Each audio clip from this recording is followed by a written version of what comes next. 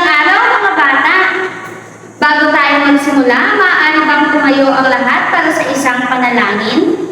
Please bow your heads and let us pray. Angel of God, my guardian dear, to whom God's love commits me here, ever this day be at my side, to light and guard, to rule and guide. Amen. Bago kayo magsiupo, maaari bang pakipulot muna ang mga kalat sa ilalim ng inyong mga upuan? Tapos na ba mga bata? Kung gano'n ay maaari na kayo umupo. Maaari bang malaman kung sino ang liban sa ating klase ngayong araw? Mahusay kung gano'n dahil andito kayong lahat upang makinig at matuto. Ngunit bago natin simulan ang ating talakayan, nais ko lamang ipaalala sa inyo ang ating mga alituntunin sa loob ng silid-aralan.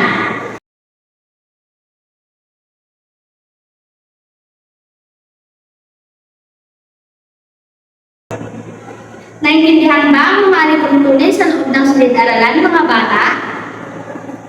Ayan, mahusay kung ganon. Natatandaan mo pa ba ang ating tinalakay kahapon?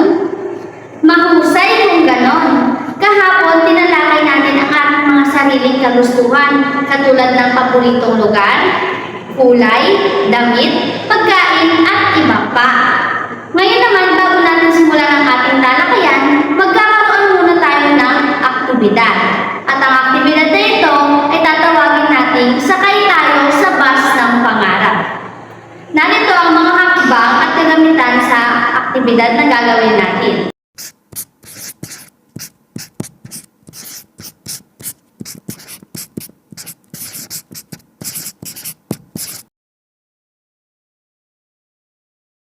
Naintindihan ba mga bata? Yan, mahusay kung ganon, maaari nyo nang simulan ang inyong aktibidad.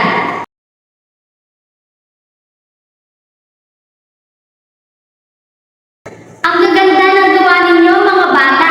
Naway matupad ninyo ang mga pangarap na ipinaskil nyo sa bus stop ng pangarap.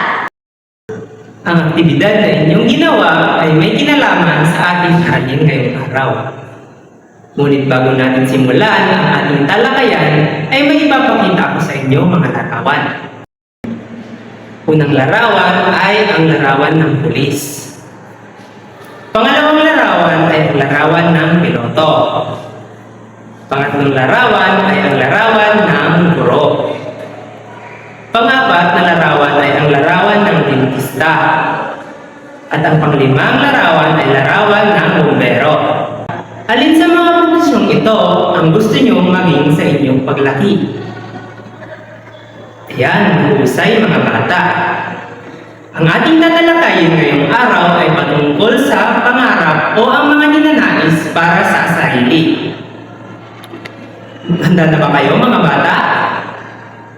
Kung kayo handa na, ay suligaw ng handa na akong matuto o handa na akong mangarap. Mahusay! Ako nga pala ang inyong ipantastic na guro na inyong magkakasama sa pagtuklas ng ipantastic na mundo ng araling panlipunan. Dahil dito sa ating klase, learning is fun sa Aralpan.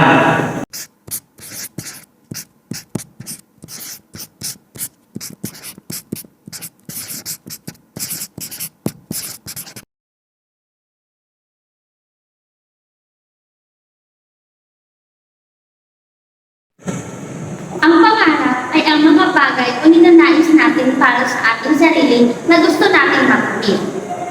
Ang pangarap ay maaabot kapag pinagsikap ang mata mo sa abot ng makakaya. Alam mo ba na ang pagkakaroon ng pangarap ay tumutulong sa atin makilala ang ating mga sarili? Ito ay dahil sa ipinapakita nito kung anong klaseng tao ang gusto nating maging. Ngayon mga bata, mayroon akong charts dito na naglalaman ng mga tanong. Maaari niyo bang subukan sagutin ang mga tanong? Mahusay mga bata, ang gaganda ng sagot ninyo. Ayan mga bata, natapos na natin ang ating aralin. May mga katanungan ba kayo tungkol sa ating tinalakay ngayong araw? Mahusay kung ganon. Ngayon ay alam ninyo ang inyong mga pangarap. Kaya inyo itong ipapakita sa kakaibang paraan. Ito ang mga panuto ng ating aktibidad. Una, ang inyong klase ay mahahati sa 2 grupo.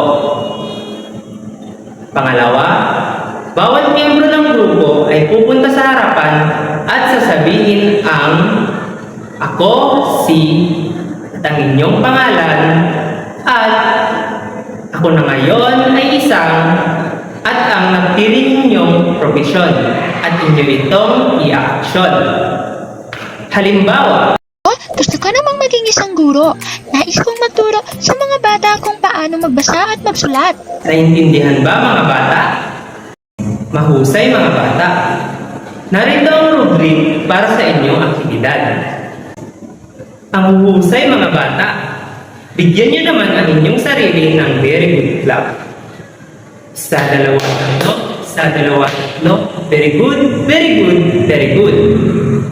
Naway ang inyong mga pangarap ay maging tulay upang kayo ay magtagumpay sa inyong buhay.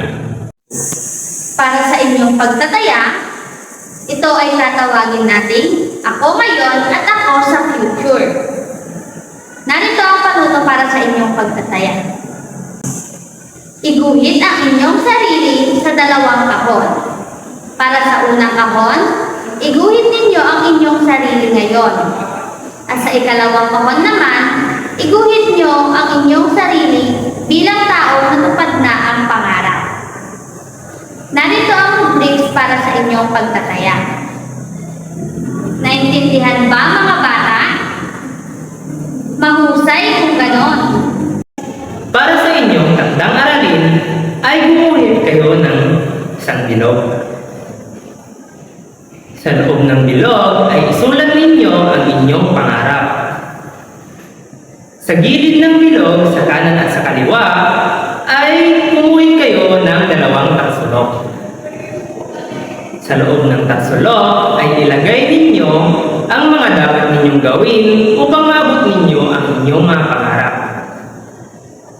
Kailan ipapasa? Sa susunod natin na pagkikita at sa inyo isusulat sa isang malinis na papel.